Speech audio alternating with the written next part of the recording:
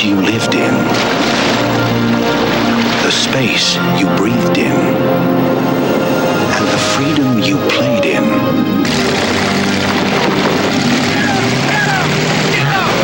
was suddenly taken away. Imagine if the only person who knew how you felt was Connor Stallions, who felt it too. You really like him, huh? Yeah. Gotcha. In a world where beauty is held captive, Miss your family? it takes a special friend Willie doesn't have a problem with me. Yeah. We appreciate each other. looks like Jimmy's got himself a soulmate.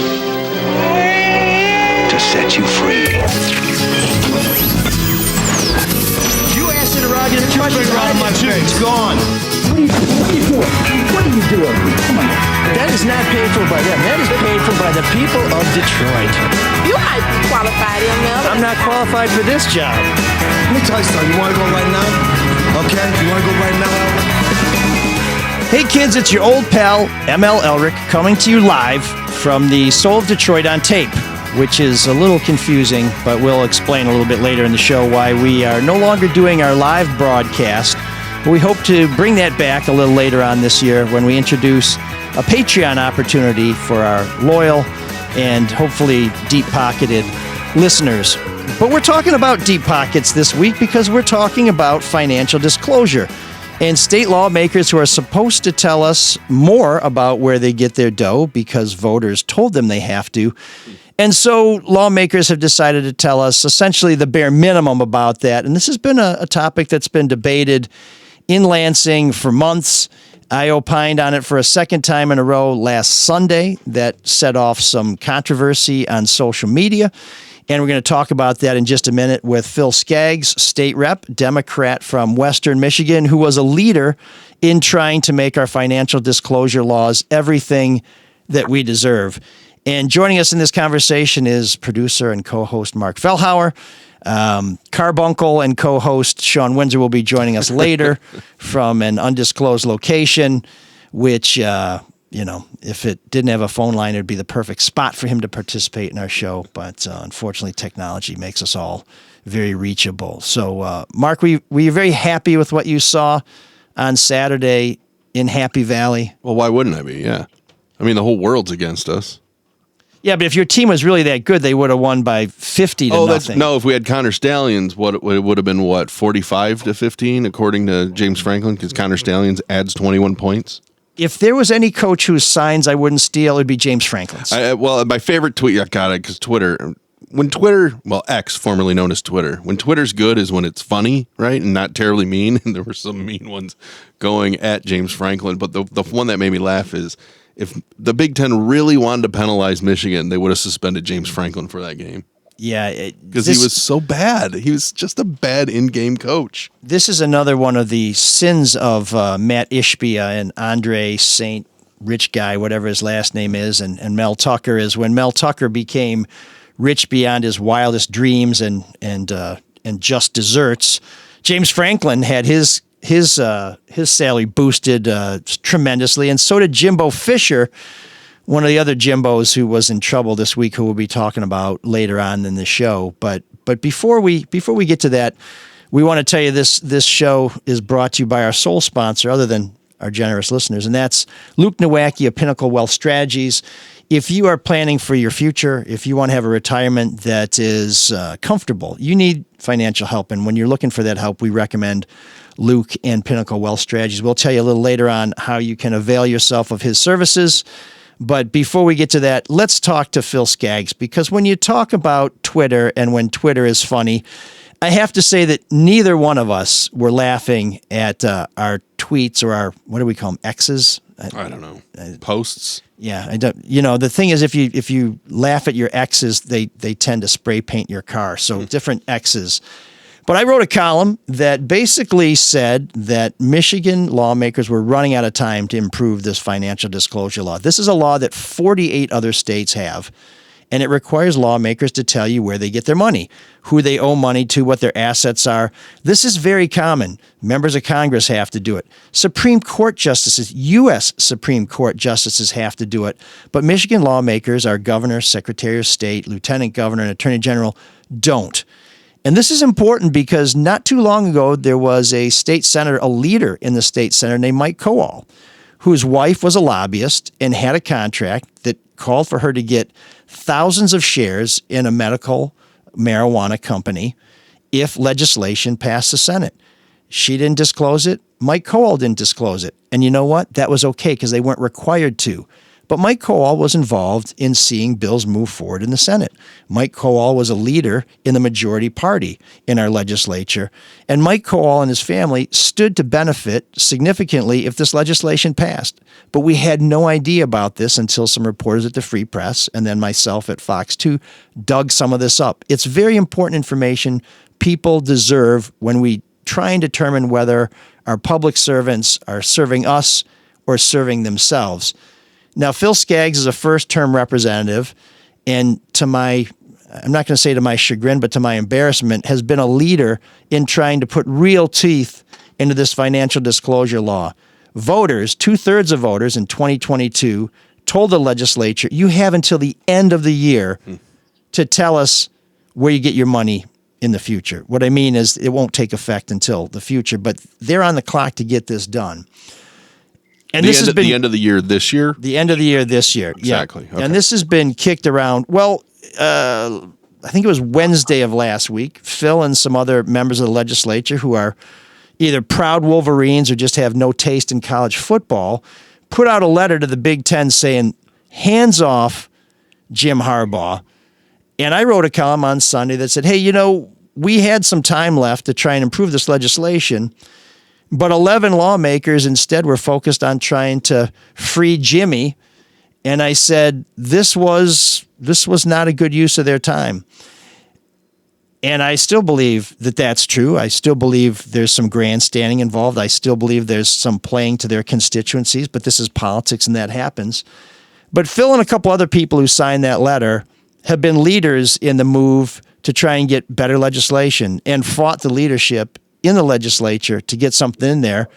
And so they made their displeasure known to me on X. And I have to tell you that to those people who fought hard, they got painted with too broad a brush. And for that, I am sorry. And so, Representative, I want to apologize to you, and I'm here to take my punishment. Well, thanks. I appreciate that. I certainly appreciate the call yesterday. It's nice to be on the show and to have this opportunity to talk about both of these issues, which are certainly not alike in their importance, but also I think are both worth discussing and debating about what's best for the state of Michigan. So talk to us a little bit about this effort to improve the disclosure law. Basically what passed was the bare minimum, that we get to know where lawmakers get their money, where their assets are. There was a little bit of an upgrade by requiring spouses to tell us who they're employed by, where they work, and whether or not they have state contracts or work for a state contractor. But there's some other things that you and people like me who believe in open government would like to add. What were those things you'd like to add, and what happened when you tried to add them? Well, I think the problems with the legislation that ended up narrowly passing the House are really threefold. And that differs both from bills that I introduced along with several of my colleagues. There were 12 bills there, which I think were substantially better than the bills that we ended up voting on. And then when we knew that it was only going to be the sort of bare minimum, watered down loophole bills, we tried to fix those bills with a series of amendments on the floor. So the three problems with the bills as that were voted out were that they included two loopholes. The first loophole, as you mentioned, was a spousal loophole. And although there was some effort put in to have spouses disclose their employer, the big loophole that existed was that spouses, if they owned a business that didn't have a contract with the state, that they could simply write self-employed on the form. So if a spouse owns a business, they would not have to disclose that. In addition, if the spouse has any kind of financial interests, stocks, loans, debts, etc., in a certain business, those assets would also not need to be disclosed. So what this allows in the state of Michigan, which is a joint financial asset state, that is that both spouses have a 50% share of all assets, unless a specific legal contract is made that cordons off one of those. But this is well known in divorce law that there's a split of 50% there. So what will happen with this loophole is that all candidates and elected officials will simply transfer any assets that they have and would want to, let's be frank here, would want to hide from constituents, and they will hide that by transferring it to their spouse. And then the spouse doesn't have to disclose, so the asset is now hidden from the public. So that was the biggest one in my mind was the massive spousal loophole, which had a bare minimum of spousal reporting, which kind of allows the proponents to say we have some spousal reporting, but without really making it particularly meaningful. So you can play a shell game, right? You can basically say, I have these debts, I have these assets that may influence me, but actually I don't. My spouse has them, and since my spouse isn't required to reveal them, you don't know, and you don't know what may be prompting me to act in the way that I'm acting. Exactly. And so what I think this will mean on the form is that anyone who is an elected official that's covered by this law, should the governor sign it, and any candidate who would be covered under this law will simply transfer assets over to the spouse, kind of as a hedge against what we might vote on. Like, we never know what we might vote on. If some legislator, say, Jane Doe had $100,000 worth of Ford stock, she would be very wise as a candidate to transfer that over to her spouse, just in case there was some legislation that we were voting on, or some appropriations that we were voting on, to give subsidies for, say, a battery plant somewhere in Michigan. So everyone is simply going to automatically, whether they feel themselves as corrupt, but just want to keep that out of the public eye, I think most people will go ahead and transfer that over to their spouse. And it really would be a kind of a shell game. The second big hole is the gift hole, loophole. Right now, the way that these bills are written, even though voters were told on the ballot that this would demand that elected officials, politicians, had to disclose their gifts. The problem is that this was tied to the Lobbying Act. In the Lobbying Act, we're not allowed to, gifts are defined as tangible items. So not food, not drink, not travel. So we are allowed to accept items below $72, but don't have to report those. And we can't accept items above $72. So under this sort of clever legal definition that's in these bills, everyone who fills out this disclosure form and is asked, did you get any gifts from any lobbyists? And everyone will answer, no, I did not. Because they don't have to disclose below 72, and above 72 would be illegal. And I doubt that people are going to disclose their illegal activity. In addition, the gift loophole also means that under this legislation, you can accept gifts from anyone who is not a registered Michigan lobbyist and not have to disclose those gifts. So we could see travel to exotic places for conferences, and there were air quotes there. I know that we're not on video. It's not a very visual podcast. they would be able to accept those gifts from non-lobbyists and not have to disclose them. So that was a big loophole. And then the other problem with these bills was a kind of lack of serious punishment for people that didn't disclose didn't fill out the disclosure form, which will be coming. So a candidate could simply not fill out the form, eat the penalty of just a couple $1,000s, and wait until they won or lost to be forced to fill out the form. You wouldn't be able to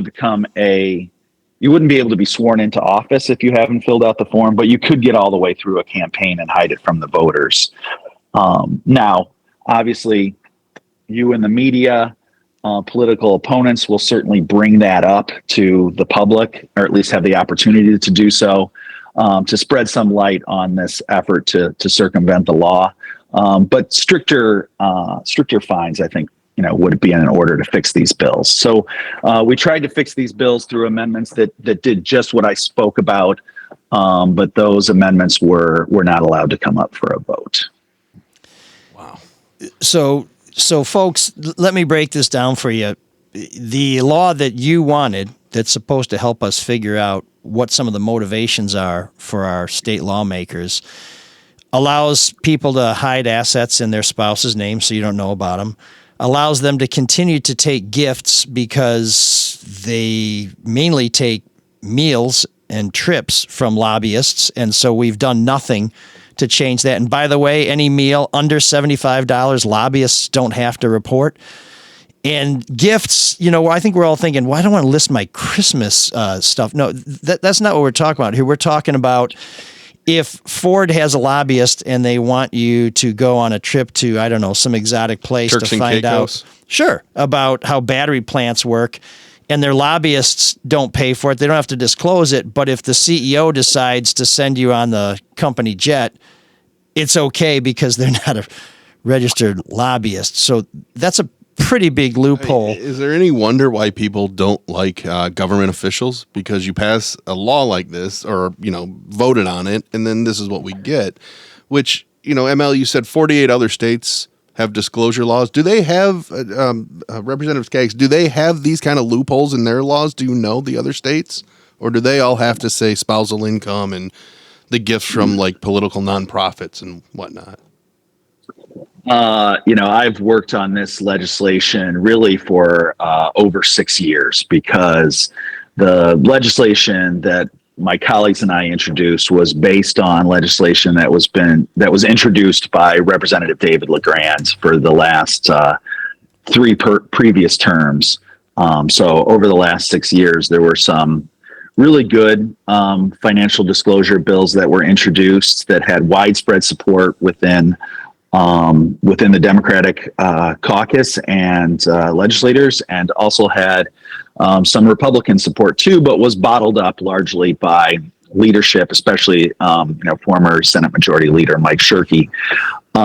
So this is something that I've been working on for years, and was working on this particular implementation of Proposal 1 that's now in the Constitution for the last 6 months. So I'm pretty familiar with what the federal government does and what state governments do.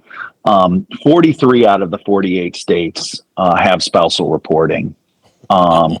35 out of the 48 states have spousal reporting at the exact same requirements as the filer, that is, as the politician. None of these bills, both the stronger bills that I supported and the weaker bills that passed the House and Senate, none of those would have put us into that 35 state range. They would have all put us into a range where spousal reporting was lesser than filer reporting. I'm perfectly comfortable with that. I mean, we certainly heard from colleagues that my spouse didn't sign up for this. So, I haven't had this very close conversation with loved ones to decide whether or not I wanted to run for office. That's why in the bills that we introduced, there was I wouldn't call it a grandfathering proposal, but there was we weren't going to require spousal reporting until the next election. Sure. to give people the opportunity to go through this. But yes, other states and the federal government have far stricter requirements than we do, because look, this spousal loophole is something that everyone understands, and that's why I was willing to fight really hard to try to put forward the best legislation possible, because this wasn't legislation that we were coming up with out of the goodness of our hearts. Yeah. This is legislation that we were forced to do by 67% of Michiganders. It's pretty hard to get 67% of Michiganders to agree on anything. Yeah. But they all agreed that we needed to disclose our assets and disclose gifts. And I don't believe that we lived up to that, to the spirit of the law. At least I think we'll see whether or not we lived up to the letter of the law, because I would anticipate that there'll be lawsuits that state that we did not fully implement the constitutional requirements. So if lawmakers had not passed something very close to what they did pass, the proposal that voters approved said anyone in the state of Michigan could sue the state, could go to court and say, you guys have failed to live up to the mandate we issued. And in a column that I think Representative Skaggs might like a little better, that was from 2 weeks ago, I noted that 31 states require candidates or spouses to provide detailed financial information. Some require family members to disclose detailed financial information. Some require minor and dependent children to have their financial information put out, because, all of a sudden your 6-year-old kid owns an island. Oh, wow, he must have really done pretty well with that paper route. Oh, wait a minute, nobody buys newspapers anymore. They're only slightly less successful than podcasts. And then others require you to have anybody in your household provide detailed financial information. And South Dakota requires officials to disclose any enterprise that contributes over 10% or $2,000 to gross family income. So I guess, if Granny is selling her knitting out of the back of your wigwam and she makes more than $2,000 in South Dakota, you better tell that to the people. And here's who else does better than Michigan: Puerto Rico, the Virgin Island, and Guam. So places that aren't even states are requiring their elected officials to tell you, the people, more about how the people who govern you may be influenced. So that's a pretty serious deal. Now, it's not as important as trying to get Jim Harbaugh off the hook, which is why I took some umbrage with the lawmakers working in the final hours of the legislature to try and spring Harbaugh. And Representative, some people have said, hey, you know what? We weren't going to be able to change the course of history on Wednesday before we adjourn anyway. So tell people a little bit about that. I mean, why weren't you and some of your colleagues, and there were two other people in the House, Kerry Reingens and Jason Morgan, who also fought really hard with you to try and get this better legislation out there, who also signed the letter to free Jim Harbaugh, who are also pretty pissed at me. Why is it unfair for me to say that right up until the final gavel falls, you guys should have been fighting tooth and nail to try and give people the legislation they deserve? Well, I don't know that it's unfair for you to make that argument. I mean, you can go ahead and make that argument. Well, Phil, it's been great having you on the show. We're going to end it there. Oh, no, go ahead. Sorry, didn't mean to interrupt. Isn't the last week of session like the last day before Christmas vacation at school? I mean, does any real work get done? We have gone, or will officially go tomorrow on what's called sine die, which is bad Latin pronunciation for sine die, which means that we have had the last session already. So when this legislation was passed, that was essentially the last opportunity to do this, unless the governor wants to veto this legislation and call us back into a special or an extraordinary session. But for now, we are in an in-district work period and won't be having session on this. But sometimes, Representative, I just want to jump in here, and I'm going to let you finish, as Kanye once said famously. Sometimes the last days of the session are the most productive because it's the last chance to get stuff done. This is, when we have lame duck and things like that, there are things that haven't even had hearings that get passed because somebody's trying to jam it through either under the dark of night, like the funding for the Q line that no one really had a chance to debate. So the last days can be incredibly productive. But in this case, and I don't want to anticipate your answer, but they'd already closed the books on financial disclosure. They told you guys, we're done. Don't bother. Is that right? Or am I going too far again? No, I think there was a hope down to the vote itself, and on the day that the legislation passed, that there were still opportunities to vote on our amendments, improve the legislation, and pass it overwhelmingly in the House, send it back to the Senate, where I believe they would have accepted our amendments and then sent it on to the governor. So we had hope all along. Yes, I wrote the letter. I wouldn't say that the letter was free Jim Harbaugh. I think the letter simply asks that one of our public universities gets due process from an organization that it belongs to, and I feel perfectly within my rights and abilities as a legislator to defend our public institutions. Am I a alumnus of the University of Michigan? Yes, I am. Did my daughter go to the University of Michigan? Yes, she did. Am I a fan and a season ticket holder? Yes, I am. Look at all that disclosure. What great disclosure that was. Yes, that was full disclosure. Yes, but does your spouse cheer for Michigan? And I'm a proud alumnus. Now, I also am a legislator and feel that what the Big Ten was looking like they were going to do and has since done was, unfair and biased and has a harmful effect on a public institution. So I think it's exactly something that legislators should be engaged in. Now, this was not a long letter. I think it was a page. So took me, I think, less than an hour to write. It was based predominantly on President Santaono's letter. And then I sent out some texts to legislators who were mostly those that represented Washtenaw, and then other ones with a quick affiliation with the University of Michigan. Predominantly because I wanted to get this letter in the public record before the Big Ten made a decision. So didn't really pass this by any other legislators other than those that signed. Now, I can also walk and chew gum at the same time. So this was not, I don't think this took time away. Like I said, I've been working on this for 6 months. There were many legislators that were making phone calls.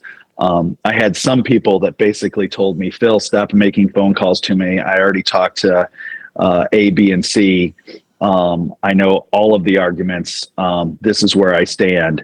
And so we were making calls for the last month, for the last days, for the last hours before the legislation. I worked extraordinarily hard on this, on financial disclosure, and trying to get something that we could be proud of and something that truly implemented the spirit of Proposal 1. But I'm capable of doing multiple things at the same time, mostly because I don't have any hobbies other than Michigan football. So I usually put in about a 90-hour a week work week, and so took a brief break on a Sunday morning when I wouldn't normally call people anyway, and wrote the letter. So I think part of the issue is, with politics, everything is perception, right? And that's kind of what ML's column, I think, was. Here they're working on this when they should be working on that. And I kind of want to go back to the disclosure stuff, because the big perception problem is the governor right now. Because I believe when she was a state senator, she was all for, spousal requirement. And then I think later she was going to open up her office to Freedom of Information Act, which has been another issue in the state. And now she, wanted the bill that had these loopholes in there. I guess what I want to know is, how did this break down politically? Because everything's political. Was this bipartisan? Was there pushback from both sides? You're a Democrat. Did you have Republicans with you? Oh yeah, in fact, the majority of people that voted against the watered down bills that passed, the majority were Republicans. So this was a bipartisan effort. It was also bipartisan in support of passing the bills. It passed very narrowly. I think the final vote had 59 yes votes. You need 56 in order to become a law. Although some of those votes switched over once that 56 threshold was reached. Then there were a few people who had some serious fears. I mean, the problem is that people, as you say, you have to think when you are making decisions, is this the best policy and is this the best politics for both my party and my colleagues in my Democratic caucus or Republican caucus for Republicans? And is it the best vote for my own political future? And that's what all legislators take into account. They have to think about the big picture. And, I think there were a lot of people who were fearful of being attacked in future campaigns for having voted against legislation that could be argued as transparency legislation. So blank legislator voted against personal financial disclosure. Yeah. Then you have to come out and start explaining yourself and saying, yes, I voted no, because I thought that if the weakened bills were defeated, that then there would finally be a negotiated settlement that would improve the bills substantial enough to win my vote. That's a convoluted argument. I think I voted no because I believe I can make that argument to my constituents. But other people had different calculus that I don't want to be on record voting against this, even though the stakeholders, common cause voters, not politicians, were, and the Secretary of State herself, Jocelyn Benson, were all encouraging us to implement the kind of financial disclosure for spouses and gifts that were in our amendments and that were in the better, tougher bills that were also introduced.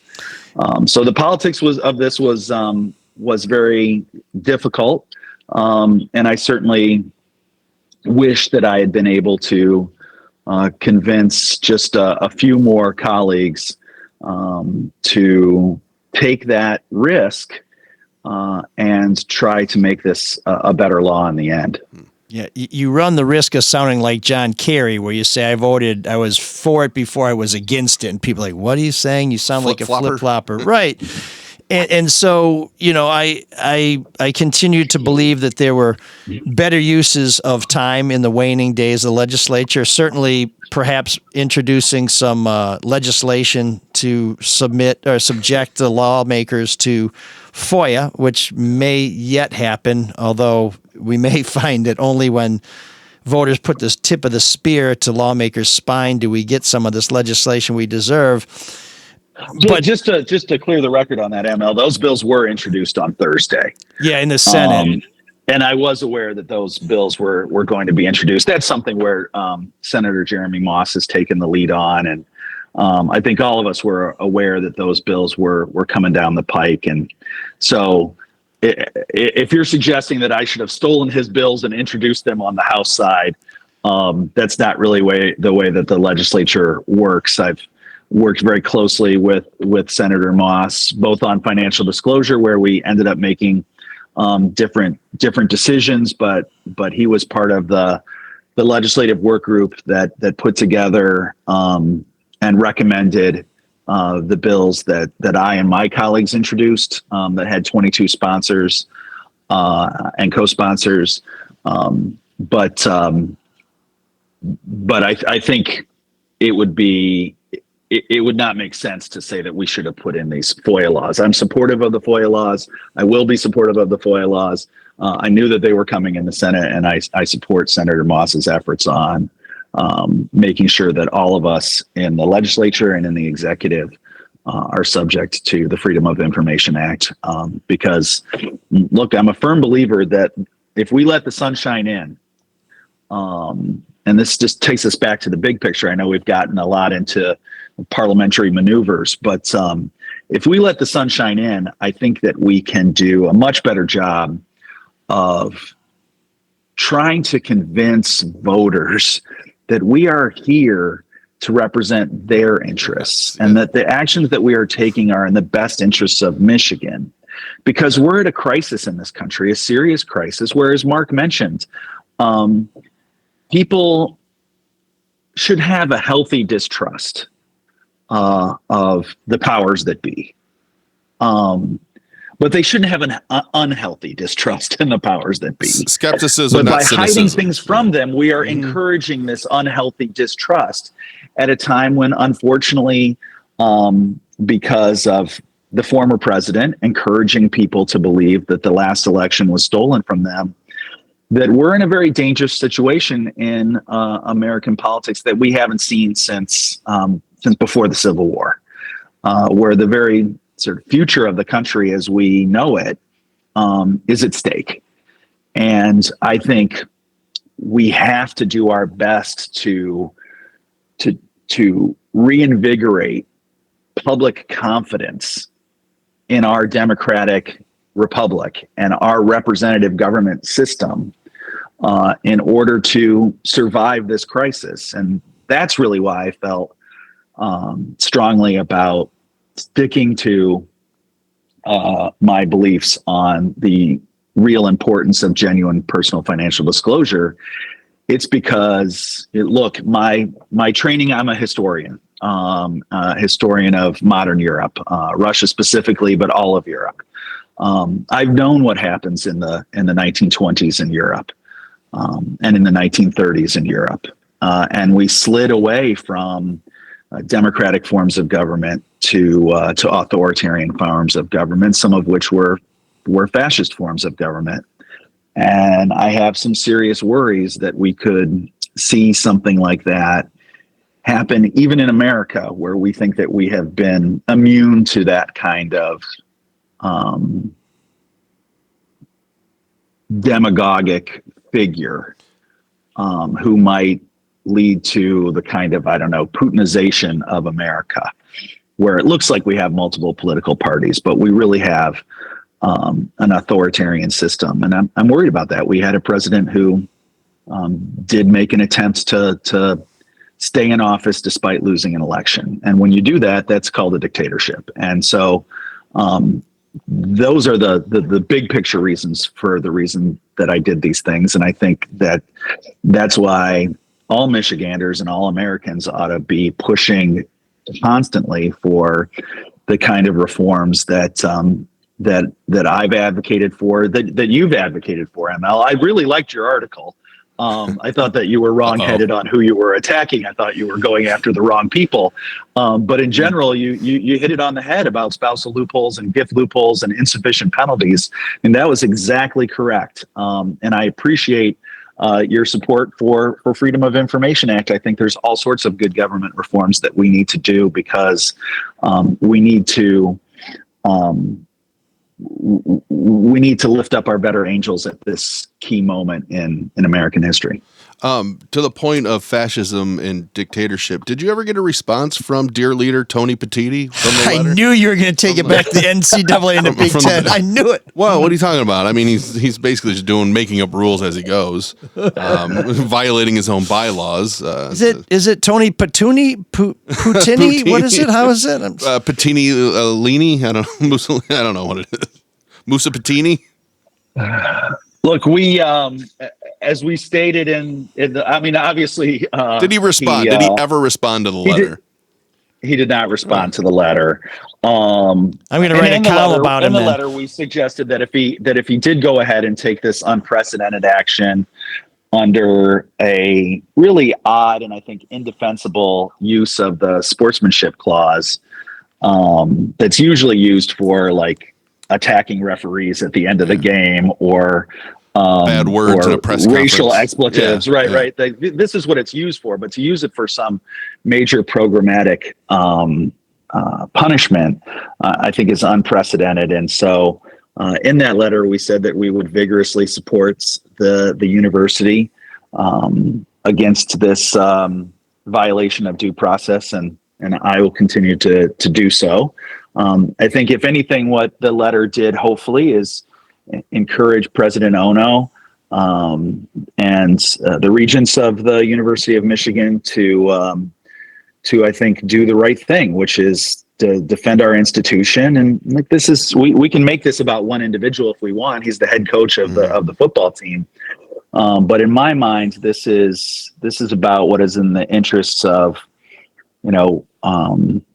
one of our leading institutions in this state that we should all be proud of. Like, look, I'm on the Appropriations Committee in the House of Representatives. I'm on the Higher Education Subcommittee. I love all of our universities.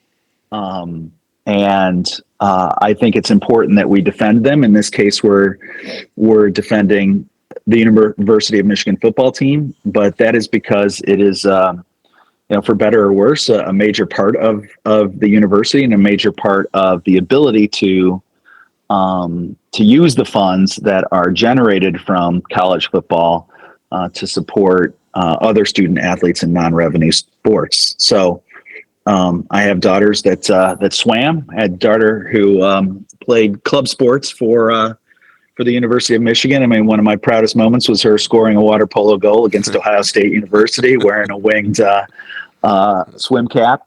So I think it's important to defend our public universities and our state institutions, and I'll continue to do so proudly. Yes, as a fellow Michigander, I appreciate your defense of no consequences for improper action, but that's another show. I mean, that's not what I know. Here we go. We're going to keep him here all day here. So I think we can decide that this is probably a level 2 or level 3 violation of NCAA rules. If it is a violation at all, I think we ought to have investigations. I think Michigan perhaps jaywalked, and if we did jaywalk, we should get punished for jaywalking. We shouldn't get punished for manslaughter before an investigation and a trial. I think everyone. Look, I know that people love sports. I love sports ball too. It's great distraction from the stresses of everyday life. But I think that all Americans should strive to defend due process and justice. I mean, we put it in our Constitution, and I think that we mean it not just for people like me who are legislators and who are in government, but also for institutions like the NCAA and the Big Ten. Well, if it wasn't for sign stealing, I'm sure it would have been 42-7 in East Lansing. So I like to refer to it as sign decoding because, like, no one's stealing anything. Mm-hmm. These are signs that are put out in public. They know that people are trying to decode these signs. That's why they code them in the first place. That wasn't even the penalty. Easily solved like the NFL does. We changed a few rules on huddling. We put microphones and audio devices in the helmets of a couple of the players, and we send in the plays that way. And then problem solved. Let's play some football and have some fun. The NCAA looked at that and said, "Oh, you know what? Sign decoding isn't that big of an advantage. So why bother? Because they do it in high school football in a lot of the big states. But some universities just can't afford it." So we need to let Representative Skaggs get going since he is officially on some of his own time, although when you're a lawmaker, you have none of your own time. But I want to bring us full circle on this. Do I think lawmakers should have worked up until the last possible minute on some of this stuff? Absolutely. But for people who have taken this too far and who may have misinterpreted what I wrote, and perhaps it's because it was inartfully written, these 11 lawmakers are not the reason we have shitty disclosure laws. Now, maybe some of them are, but Phil Skaggs isn't. Kerry Reingans isn't. Jason Morgan isn't. Maybe some of the others aren't as well. This is the point. The people who pushed for this watered down, they're the ones who are responsible. Harbaugh, not important for disclosure. Bit of a distraction, but the bottom line is if you're mad and you want to go after 11 people for our crappy disclosure laws, don't go to the signatories of the letter. If you're Spartans, you can go after them for whatever reason comes into your head. But otherwise, keep up the good work. I'm hoping that you are going to continue this fight, and I trust you will, that we've heard some lawmakers say, just because we passed a crappy law doesn't mean we're done working on this issue. I think the truth is the people who voted for it are done working on this issue. But maybe some pains in the asses like you will keep them on it, and you can let this Harbaugh. He'll be fine. He doesn't need your help anymore. He'll be okay. The team doesn't even need him. They did great. It's about those student athletes who don't get paid. Yeah. Well, I appreciate that, ML and Mark. I've enjoyed my time here, and I'll simply end with, yes, I will continue to work on this. I think that we've allowed the key moment to pass here because we had a deadline that we needed to reach. And I think that this is, if people were willing to take the political hit for passing this sort of loophole-laden workaround, then it's unlikely that anything is going to change when we're past the deadline and the political pain has been taken. So that's unfortunate. I'll continue to work on other good government reforms and hope that at some point in the medium future, I'll be able to keep being reelected and can come back at a later date and work to improve these. I think one of the things that people are afraid of change. And I think once they fill out these forms, maybe that they'll see that it's not the end of the world, that if other states and the federal government can do it, we can do it too. So hopefully there's an opportunity down the line. That opportunity is not going to come in January. Full support for all of our Big Ten institutions. Go green, go white, go blue. There you go. Okay, Representative Phil Skaggs, thanks for joining us. And, if we distill it down to some simple soundbite, I think I'd say, when you say you got nothing to hide and nothing to worry about, prove it by showing us what you got, and then we'll decide. And if it turns out you're wrong, there's lots of other good things you can do in life besides make $72,000 a year. I am fully financially disclosing on my website according to the laws that I wanted to see fit. So I'm going above and beyond what the law will be if the governor does go ahead and sign this. Yeah. And I would encourage everyone to do that. Like, there's an opportunity to do more, and I hope that everyone will do so.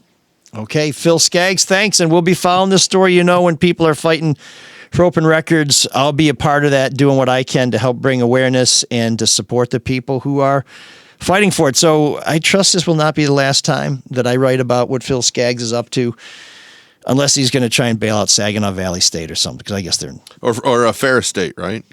Smoking cigars in the locker room. We're on the Tony Anise issue, Phil. What happened? He has to serve his penalty this weekend. Is there something going on between Grand Rapids and Big Rapids? Is there some rivalry we don't know? The old oaken or the old wooden shoe? Is there some sort of trophy there we got to worry about?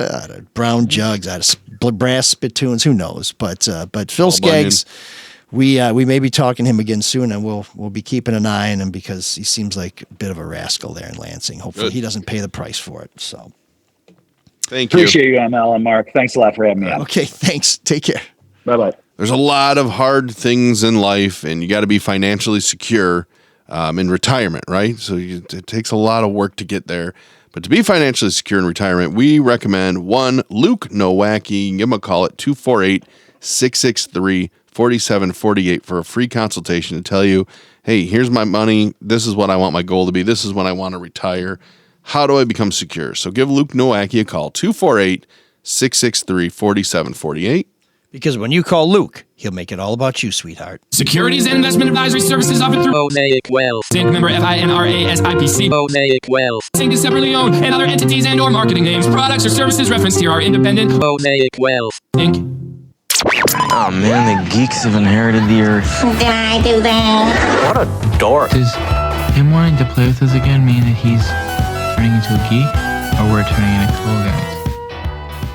This week's geek is a bonus. It's Jimbo Fisher, who thought that he could build a championship team at Texas A&M by giving kids as much money as he possibly could, and just kind of forgot that while you can put the best players together, it helps them win if they have the best coach and not just the guy who has access to the most money. And then Jimbo Harbaugh, our friend and what a surprise. And martyr. He's the only living martyr that I can think of who is now confident that his team has become America's team.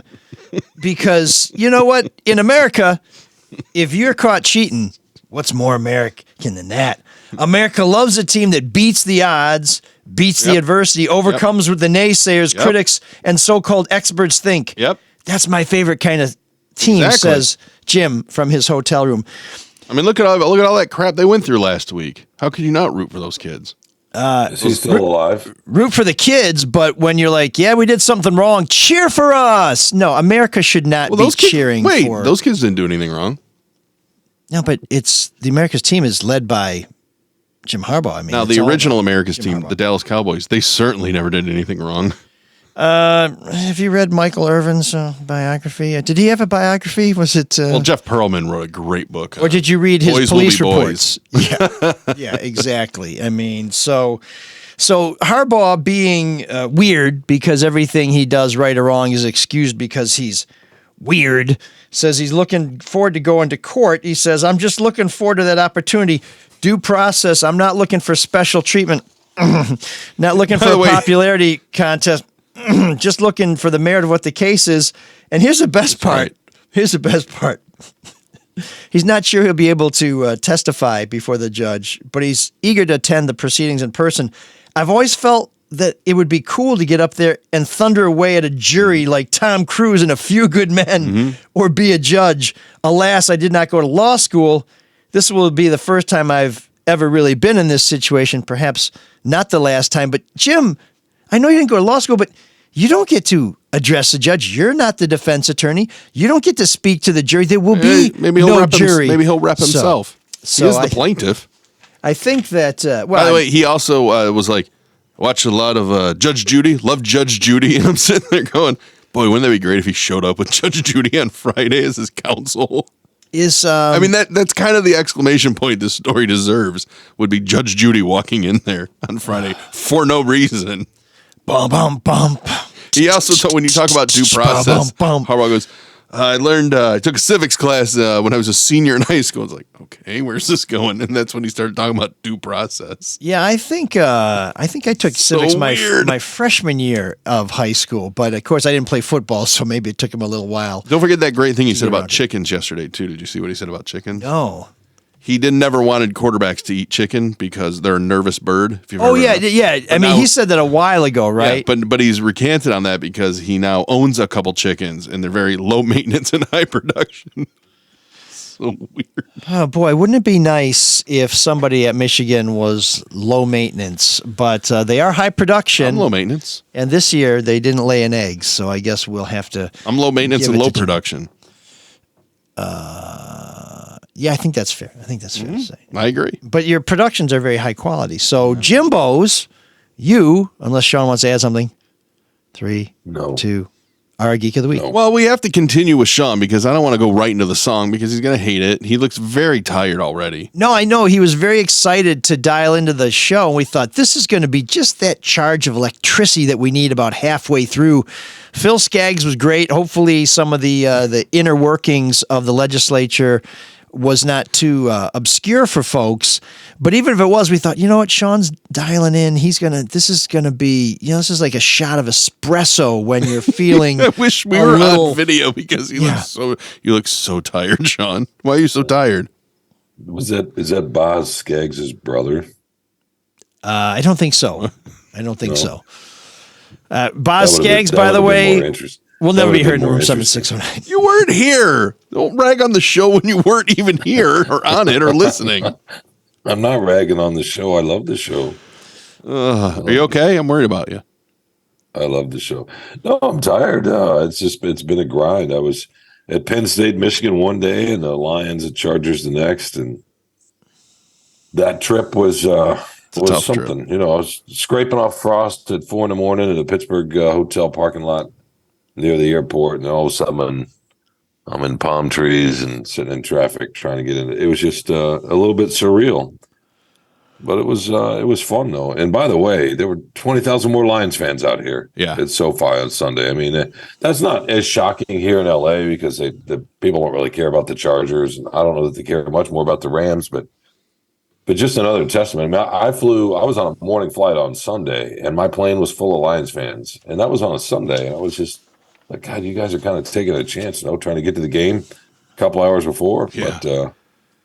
Yeah. But if you're a Lions fan, I mean, I worked with a tremendous guy in Chicago who was a Packers fan, and he missed Green Bay the first time they went to the Super Bowl with Brett Favre, and he's like, I'll just go next time. It's not guaranteed. The Lions, I think in the latest power rankings I saw, are considered the 4th or 5th best team in the NFL. And if you are a Lions fan, obviously I am not, but if you are a Lions fan, how are you going to miss this opportunity to see your team do what you've been waiting your entire life to do? It makes sense to me. Yeah. This is like when your team goes to the Rose Bowl. It's like, last minute tickets, that's a drag. Travel's going to be a hassle. Hotels are all booked up, but we got to go. You know what one of the differences this year is, and maybe, Shawn, you've heard this too. We were talking about the game on Drew's show right afterwards, and, great game, right? That was just a really fun game to watch. And the Lions, I mean, they're proving that they're really good. To go to the West Coast and play on the road and win in that fashion is really good. And people were bitching that they didn't win by enough or that they did this. It's like, oh, this team must be good because people are complaining about how we won. Have you experienced that, Shawn? Not too much yet. Okay. I mean, folks were frustrated with the defense on Sunday a little bit, but let me give you guys I want your advice on something. Maybe you can help me out here. Yes, Grandpappy. Solve a little bit of a mystery. Yeah. As it were. So last night, I don't even know what day it is. What yesterday, I guess, was Monday, right? So we do the show every Tuesday, by the way. Yeah. I wrote in the hotel, I filed, and I went to meet a friend last night who I've known for 30-some years. He's a musician. He's a Detroiter who's been out in LA. He's traveled all over the country. But anyway, he's been out here for a while in LA, and I was looking for a project not a project, but I'm writing a column about a couple places to come to now that USC and UCLA are in the Big Ten. And we may do something a little bit bigger with it down the road. But right now, I just want to do something and do a couple of day project with a freak. And I was trying to get downtown to a place called Philippe's, the home of the French dip. They invented the beef dip. It's an old school LA. You go into this place, you think of Elmore Leonard or LA Confidential or whatever. It's old. It's a building from the 1920s probably. And it's great. And the food is really good. The problem is, from where I was to there was an hour and a half at least because there was a fire under a freeway out here. Oh, yeah, I-10, big story. Yeah, arson. Right. So my friend was a long way away. Anyway, so we're talking about some other places to go. We've come up with a double, a 2-for-1. It's a place called the Venice Whaler, which has been there since the 40s. It's a seafood shack right on a pier. And on one side of the street's Venice, the other side of the street's Marina Del Rey. It's kind of a down low place. Across the street is this great old bar called Hermanos, and they have an $8 cheeseburger, which is kind of crazy to get a cheeseburger that cheap in LA, unless you're at McDonald's or whatever. It's crazy to get it that cheap here now. It's a crazy setup. So we go to both, and I think, this is great. This is great for the column. The Michigan State people are going to love this, et cetera, et cetera. My rental car, I park a couple of blocks away. It's borderline in a legal spot. It's enough. It's late, whatever.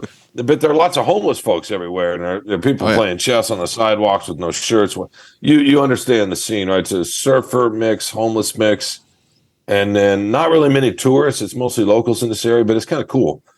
Anyway, my buddy has a couple of too many beers, and I said, "All right, I'll drop you back off." He lived 20 minutes away. We get in the car, take him home. I get back to the hotel. I get out to get my sweatshirt in the back because it cools off out here, and there's a jacket in the back seat. Oh. It's not mine. It's not his. So it's from what? You think someone went in there, or was it from the rental company? Break into my car and leave a jacket? Did somebody do a deal in the car? Did somebody have a little action in the car? Was the Black Dahlia murderer in the car? I wouldn't touch that jacket. I'll tell you that much. I didn't want to touch it. And then I was like, and then you're total paranoia because you watch too much British TV kicks in. You're like, is it bugged? Is there some kind of thing that is going to... Wait, what are you hiding that you're worried about your car being bugged? No, not that. Not Did you go to Tijuana? No, bugs is the wrong way to put it. Is there a tracker in it or whatever? They think that somebody's going to fall, so you can. I'm like, have y'all ever experienced anything like that? God, there was no damage to the car. Are you 100% certain that jacket wasn't in the car before? It was not in the car when I rented it. Maybe somebody left it behind because they couldn't wait for the end of your story. Yeah, no, I'm sorry. So I'd rather do without the jacket than and then go through this meandering travel log that may or may not end with a French dip. Did you leave? I'm kind of invested now. Did you? Was there identification in it? Did you leave the car No, unlocked? I checked. Was it Divine Brown's? No, there's nothing. So somebody That's what Hugh Grant slips said. into your car and leaves a jacket. That's a very odd feeling. You didn't valet it like Ferris Bueller's Day Off? Mark, as you know, Mike, apparently 45 minutes of Mike talking wasn't enough before I joined. So he gets a little antsy when, you know what I mean? But usually my stories don't involve random clothing. Well, no, wait a sec. Was the car left unlocked? I don't think so, but it is possible because it's a fob. I remember hitting the fob. What if I hit the Rob fob button? I mean, the unlock is it because it's not a familiar fob. But there was nothing. Nobody breaks into a car to leave things. That's bizarre. Yeah, maybe someone was turning a trick in the back of your rental car. That's what my buddy thought. I'm kind of. That's why I wouldn't have touched the jacket. What did you do with the jacket? So somebody turned a trick in my car. I just wondered if it was Mike. I got to tell you, that's the only conclusion I can think of. Is that someone was like, there's a car, it's unlocked, let's do it in there. What'd you do with the jacket? So I threw it away. Why didn't you give it to one of the shirtless chess players? Because I didn't realize it until I got back to the hotel parking lot, the parking deck, and I didn't know. And you can't really take it to lost and found at the hotel. That'd be disingenuous. I mean, Mike might do that, but yeah. Did you try it on? Yeah, I was just say, what size is this jacket? It was a little small. It was a green leather jacket with kind of a black silky lining. It was, like something a pimp would wear. Yeah. Is it possible Shawn was without his knowledge initiated into a gang and he's just throwing out his colors? Did you black out at all? No. It was really. When you got back in the car, was there a scent? Did the car smell different? No, I smelled the jacket. I did. I was curious. Oh, gross. No, I mean, I wanted to. I was just looking for any kind of clue, any kind of something, any kind of life. You smell it. Did you check? Bloodhound? Why are you smelling it? I didn't bury my nose in the fabric. I just held it somewhat close, Did you check to see if there's a laundry tag that said Belvin on it? He may be on your tail. That is so weird. He was out there flying F-16s, just to stay sharp. I would start collecting, I don't know. Somebody turned a trick. Somebody turned a trick. I think so. I really think so. Yeah, that was my buddy's first thought. Just because of the neighborhood we were in, well, yeah. you said he was a local, right? So he would know. Could you get he's. I mean, the area. Yeah. It's funny how that part of the city, it's a mix of some of that kind of stuff, and then there's celebrities that live kind of in among, it's because it's in Venice. It's just by the beach. It's an interesting part of the city. But anyway, and I'm going to tell our free press readers, come on out here and step over the folks sleeping on the sidewalks and grab a burger. It's what was the name? What was the name of the place that you ate there? I just want to Google it. The Venice Whaler. Okay, it's actually in Marina del Rey, which is weird, but across the street's Venice. I just want to see what this area looks like. So Venice Whaler, not like someone from Venezuela. The Venice neighborhood whaler, like the people who go seek. Philippe's was where I wanted to go, but you got a fire under a bridge, and yeah. Well, if somebody lit a fire under you, it's that story finally. I'm glad we went on that adventure. Going, it was ridiculous. Well, no, you wanted a little silliness, and this is what we got. Now we're good. That's our show's motto: long stories told longly. Now we can get to the music, which is everybody's been waiting for with bated breath. Well, I was going to have haircut 100 favorite sweaters, but since we've already covered our vestments part of the show, we'll have to go with something else.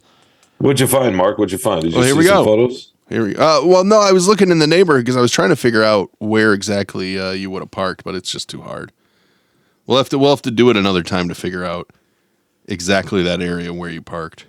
Yeah. Looks like a really rich area, actually. The homes will be. It's what's interesting. The homes are. I'm sure those are $2-3 million places, whatever, at least. most of them, especially the ones in the water. But then you get the mix of people that. Yeah, the homeless. At one point, the unhoused. The Venezuelans are 2-story. It's kind of an older bar area up top, and there's a patio with a glass enclosure, not all the way up the top, and because it's heated, because it cools off at this time of the year, the water. So you're eating your dinner, and you look down, and there are people sleeping on the sidewalks, and I didn't realize that until I got there. I'm like, what are we doing? Yeah, now that poor guy got really cold as it got darker. He left his jacket after turning a trick in your car. That's a different story. But how many times you've been in a restaurant eating something and literally looked out the window and right, just the divide. Anyway, that's a different story and a different podcast. Yeah, and since you're the one who's like, we got to shorten the podcast, we'll just stick with that 20-minute digression. We could thank the listeners right now and have a little feedback and be done. Who's left after that story? Thank the listener. That's a singular. Well, if anybody's left, I'm open for any kind of speculation as to this fucking jacket. I don't know why it's so weird. Yeah. So maybe it was Phil Collins, right? No jacket required. Maybe he's like, I'll just leave it out here and go into the Venezuela. Did you hear a lot of drums when you were there? Was it? No. Did you fail to save a drowning man while you were there? Oh, I don't know. Yeah. Anyway. Did you try it on? All right. Did you try in the jacket after you smelled it? Yeah. No, I did not try on the jacket. I was holding it with my thumb and my forefinger. Tongs. You know what I mean? This is a tiny jacket. Fleshy tongs. Yeah.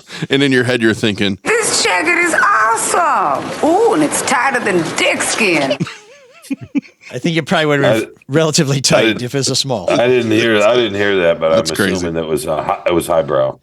No, you'll appreciate it when you listen back to the episode, which I know you do every week for the purposes of getting mad. Yeah, for self-improvement. I think a lot about how to try to get better. I'm just not talented enough. All right, well, now you get to sit through the song. Yes. Well, you know what the walk-up is on it? Do you know what the walk-up? No, I don't.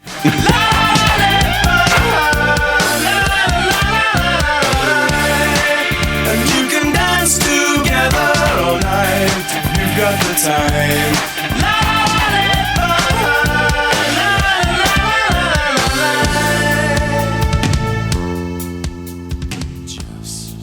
Welcome to Room 7609, where some of us celebrate new wave music, some tolerate it, and some just complain about it endlessly. But anyways, we're all together, and that's what's important. No jacket required. Come as you are, unless you're wearing one of those sweet ML Soul Detroit hoodies, in which case you get a table up front for that $8 burger, or maybe some sort of 90-year-old French dip. Sounds delicious. But listener Brian somehow knew that Shawn was going to take us to LA, because he contacts us and says, I don't know what theme this would fit, but it's a Go-Go's song that I think is underrated, not terribly well known by the average bear. It's my wife's favorite. It's called Automatic. And of course, the Go-Go's, the most successful female rock band of all times, got their start in LA. So Shawn, from Detroit to LA, here's the Go-Go's.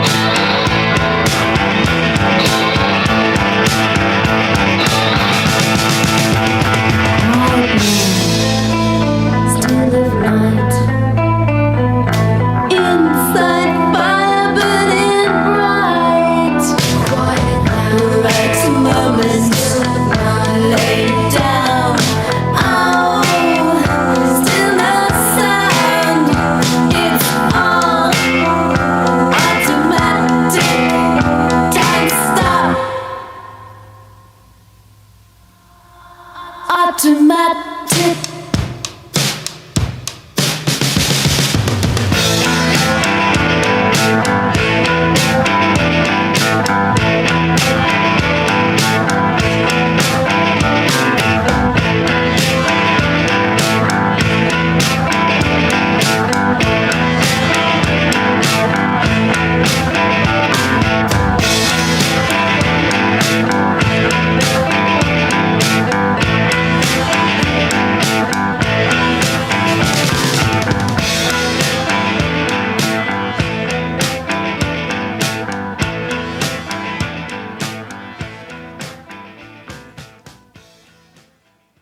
Wow, that is what Room 7609 is all about. Taking new wave artists who you think you know and introducing you to something in their catalog that you can't believe they produced. And that is hopefully pleasing to the ear. But it's not a go-go song, man. Yeah, no, I mean, at least not the hits that you think of. Yeah, you're thinking we got the beat, our lips are sealed. Yep. One Vacation. of the go-go vacation, of course, yeah, huge and great video too.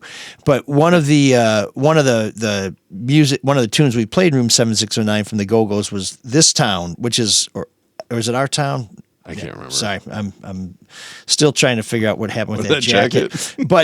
but you know, very upbeat, very poppy, very very melodic. This was I wouldn't say dirge like, but I mean it's kind of haunting. Were you haunted by it? Haunting is a good one. Oh, that reminds me of a great line from True Romance. Are you haunted? You want to get unhaunted?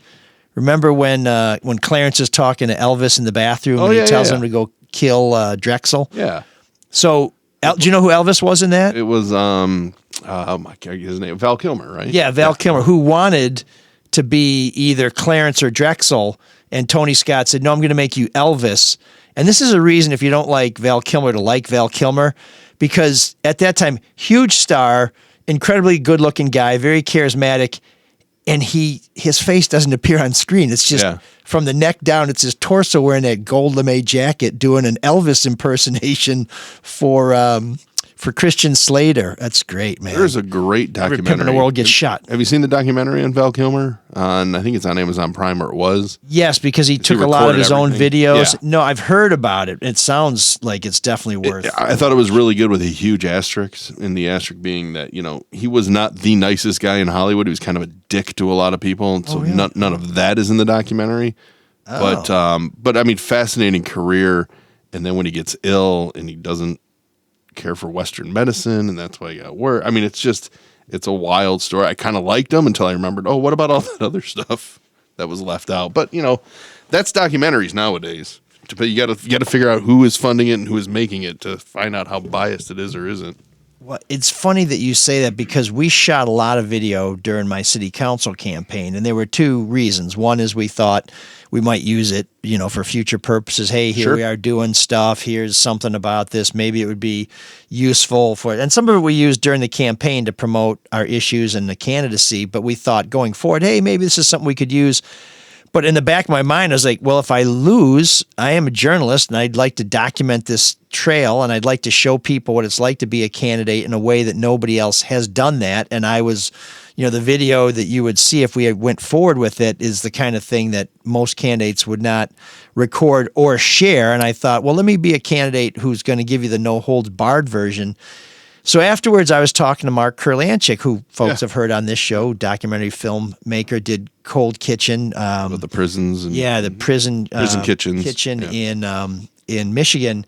And he's like, no one will touch it. I'm like, what do you mean? He's like, no serious documentarian will touch this because all the video is shot by you. It's all controlled by you. And then they'll look at it and they'll just say, there's no way that this is going to be undoctored, or it's going to be somehow curated, I guess is the buzzword now, which of course it wasn't. But they're like, yeah, we're not going to take material from the subject and then make a documentary based on. Nowadays, though, it happens all the time. Yeah, no, I'm not so much for Kurlanchik, particularly with like celebrities, or musicians when they do a documentary on themselves. But they can get away with it because people are they're so desperate for more information on that person that whatever you offer them, if it's a crust or the whole loaf, they're going to eat it ravenously. Some nobody ever knew this guy loser candidate. No one's going to say, "Oh yeah, give me all the ML Elric footage." Yeah, I can get. So that went nowhere. But speaking of captivating video, we're now looking at Shawn's Zoom, and he's what do we see here? The roof of his hotel. Yeah, I saw his head pop in for a second. Some fine art. Oh, there he is. That's the roof. No, I've been the here ceiling. I I'm couldn't sorry. hear this. I couldn't hear the song, which is probably just as well. It actually it had to the suggester. It had a very Shawn-like vibe, I would say. It had, yeah, you would have hated it though. Yeah, no, I wouldn't have. You hate everything. Yeah, he's I love you guys. Well, there we go. I think Shawn is on the ground wrestling to get into that extra small leather jacket with the satin lining. Or he's rolling around with it and sniffing it still. Does it say T-Birds on the back of it? Is this Rizzo's jacket? Pink ladies. The pink ladies. Sorry, yeah. Oh, those were the two, right? Yeah. It's the green llamas or something. I'm sorry for bringing in a silly, random, someone. No, I thought it was funny. It was the most enjoyable half hour of my life that I've had in a long time. Any takeaway? Because you gave us takeaways from Los Angeles and the Lions and the Chargers. What about Happy Valley, Michigan, Penn State? Anything we didn't see on TV or that we've read? Like, what was your take? I've never been there. I've always wanted to see a game there at Beaver Stadium. At Beaver Stadium? Yeah. Which, by the way, did you know why it's called Beaver Stadium? I looked it up this weekend because I had no idea. Anybody?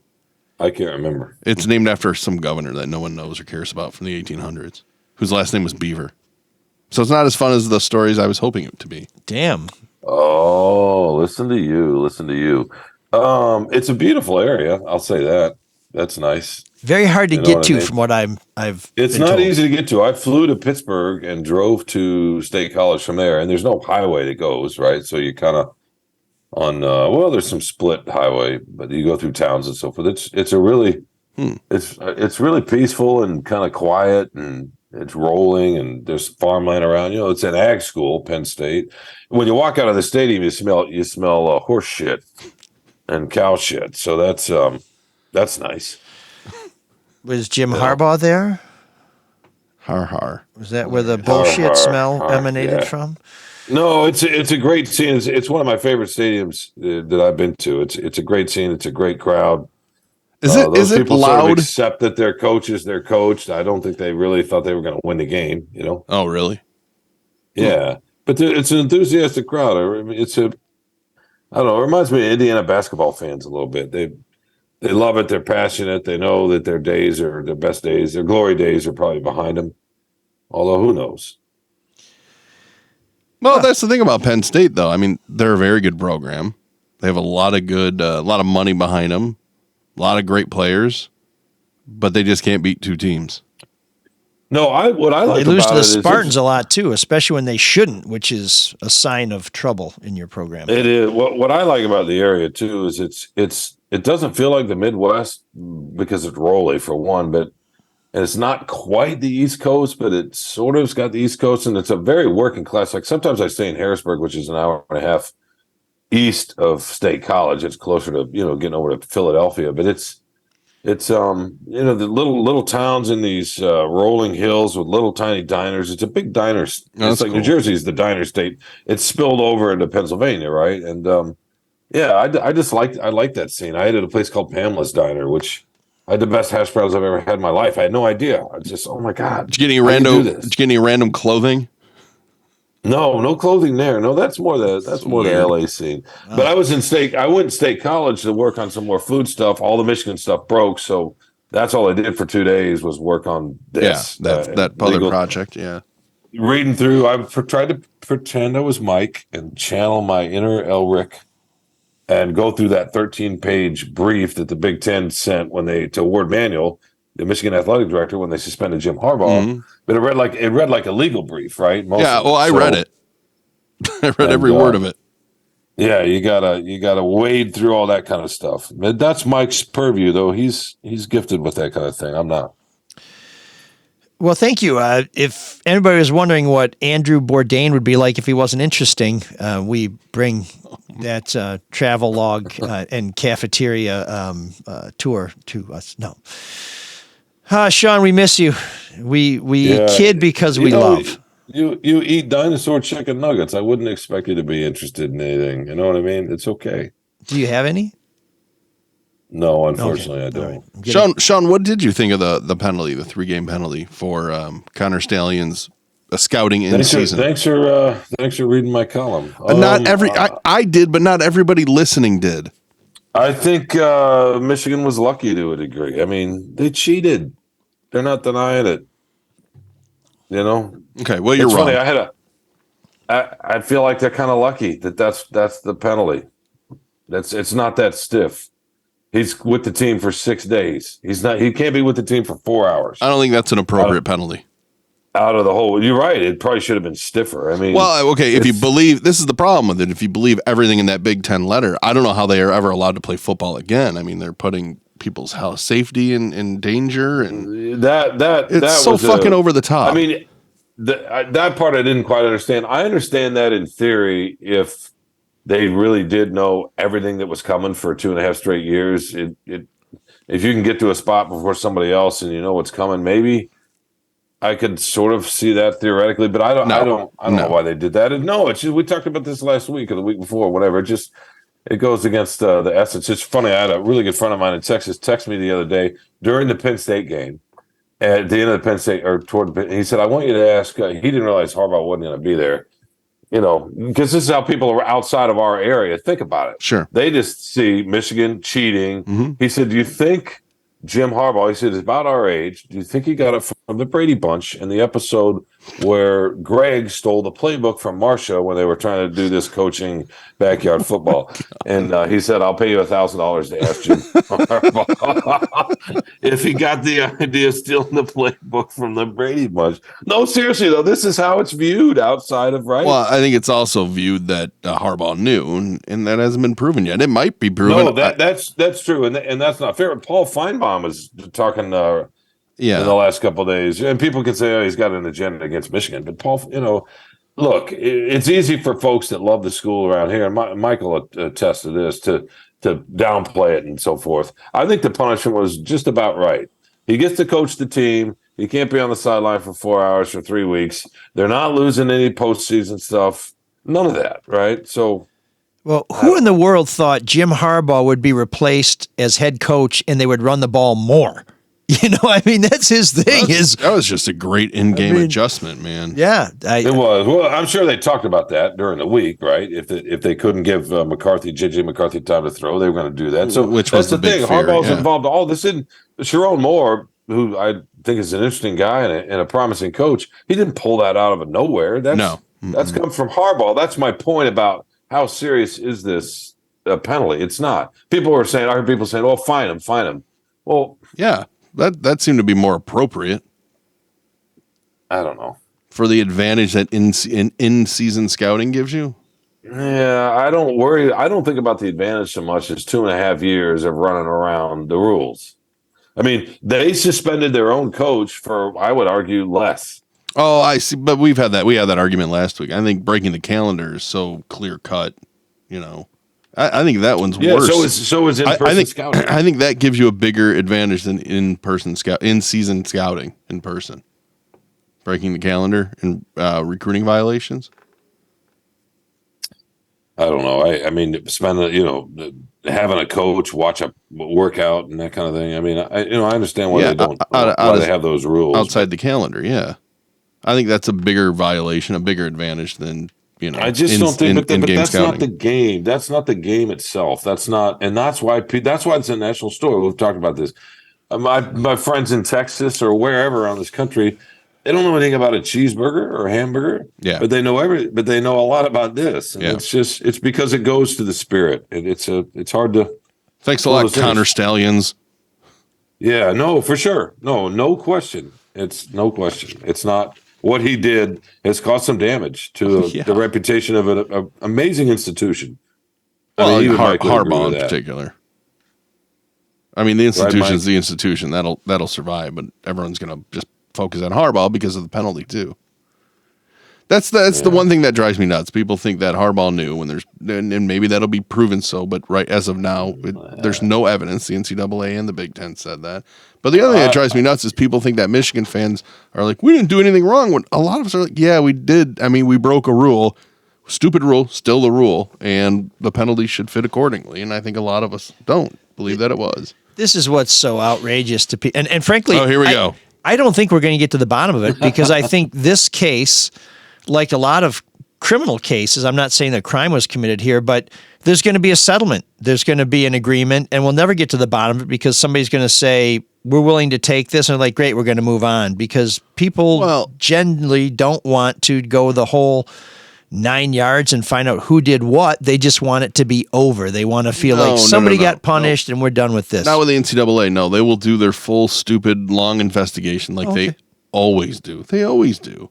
Well, hopefully, then you know That's why it takes them That's why so Michigan long. wants the investigation, because they want it to be like Bill Self in Kansas. We'll investigate for 5 years. We'll find out everybody broke the rules and there'll be no consequences whatsoever. Be that as it may. That could be, but here's the bigger issue, and I don't know if you noticed this or not, Mark, but Mike and his little curlicue hair that comes out of his forehead. From my view today, it is perfectly split down the middle. On his left side, it is silvery gray. On his right side, it is brown. It's a Cruella de Vil mixture, or who's the Two-Face character in Batman? Not that Mike's Two-Face. His name is Two-Face. Yeah, I think it's Harvey Dent. He sought justice as well. That's right.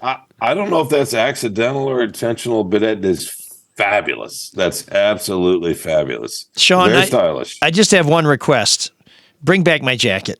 I hope you didn't throw it out in a garbage can at a rental car facility. Here's what he would have recognized that scent. Here's what drives me crazy. It's got a certain musk. Yeah.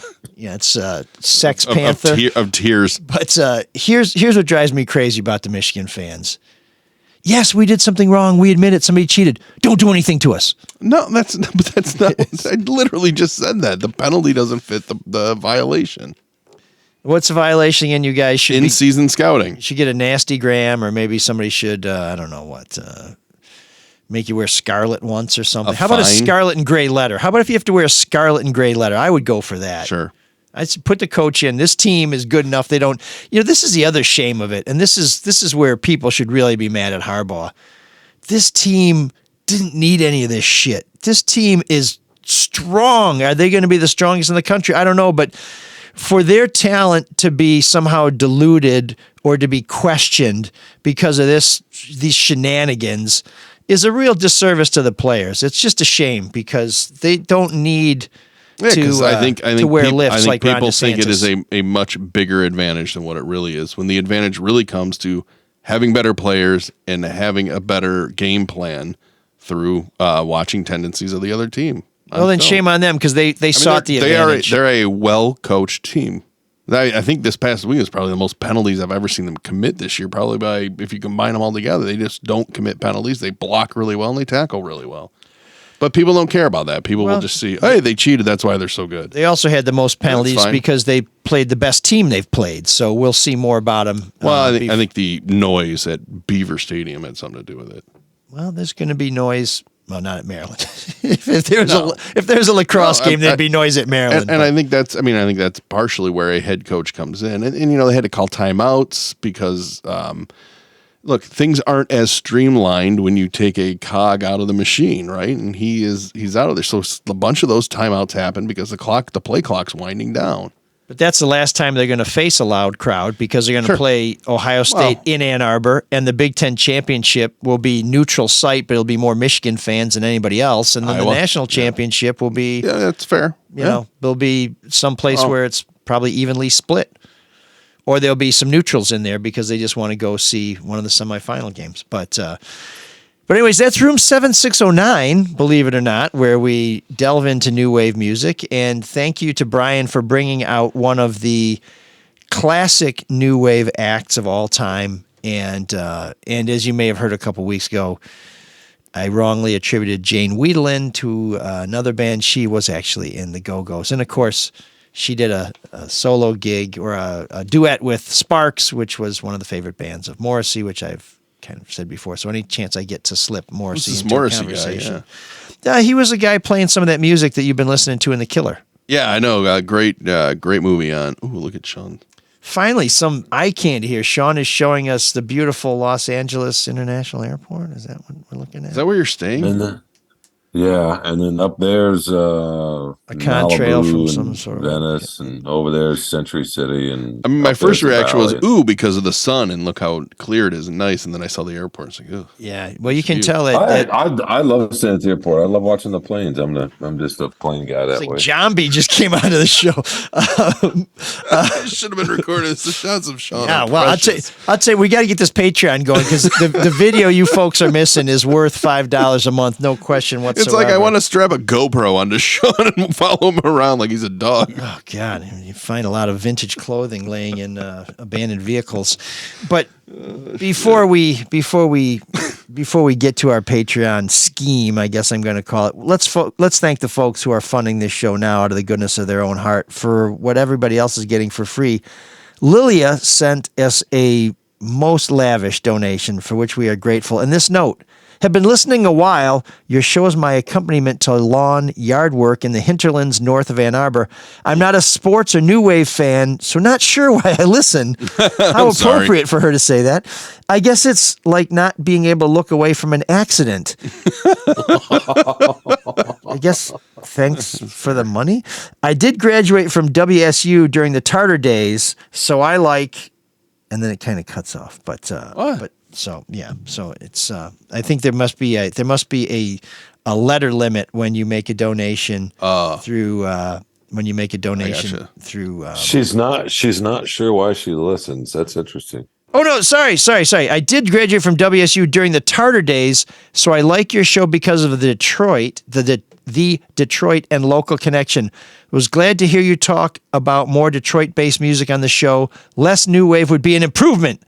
My suggestion: Robert Bradley's Blackwater Surprise. I think Shawn would go for that too. So we're going to ask Shawn to find his favorite Robert Bradley's Blackwater Surprise tune to play on a future episode. It's not going to get that done. I know. That's why I gave it to Shawn. It's sort of it's sort of like Michigan saying we won't cheat anymore.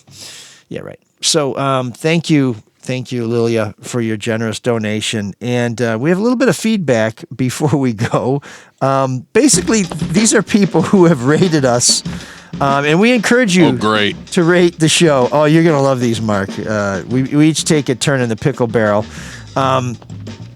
Here's a review from, about a month ago. And honestly, do rate and review. It helps us. Yeah, so we have over 600. I would prefer they are like 4 and 5 stars, and then you rip us apart in the comments. But be ironic. Juxtaposition is beautiful. But this is a review, I think, from when I was tearing up the Lions. This is from Goodrich Martian. So this is a long distance dedication.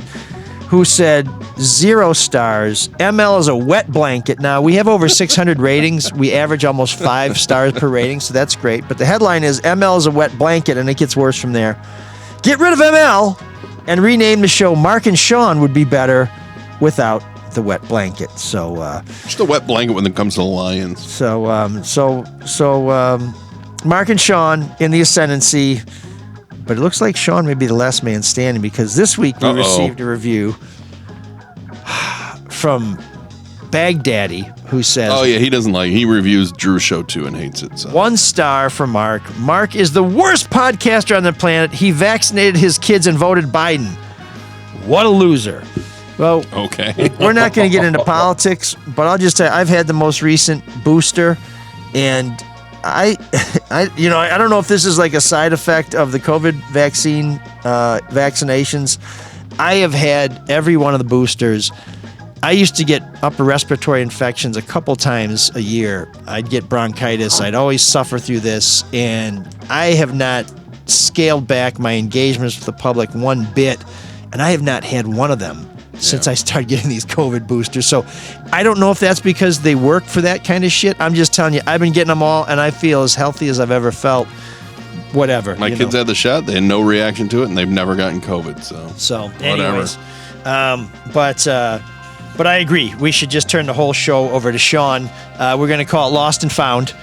And it'll be all Robert Bradley's Blackwater Surprise. So tune in next week to ML Soul Detroit for that. Please support our sponsor. If you contact Luke Nowacki, please let him know where you heard about the show. If you'd like to donate, go to our website, mlsoulofdetroit.com. You'll see a link there so you can donate via PayPal or Venmo. It all goes to us, which we appreciate. And rate us, even if you hate us. To find out what's coming up next week, follow me on Twitter at Elric. You can find out more about the show on Facebook at ML Elric. And, of course, read the Free Press where you'll see Shawn and occasionally my musings. And you can hear Mark almost every day of the week on the Drew and Mike everywhere podcast. And, of course, he's also on the Charlie Duff No BS News Hour. So thanks for listening. We look forward to meeting with you again next week. And until then, we turn to our friend Cyrus to pick up his damn jacket and take us out. Can you dig that? Can you dig it?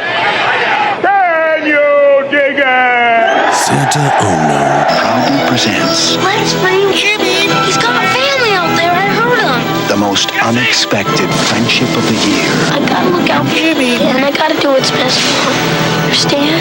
If we don't get Woody into water soon, he's gonna die. Nobody steals signs. We gotta hurry! He's not doing so good! Don't let that whale get away! Go, Jimmy! The greatest adventure of the fall. Free Jimmy.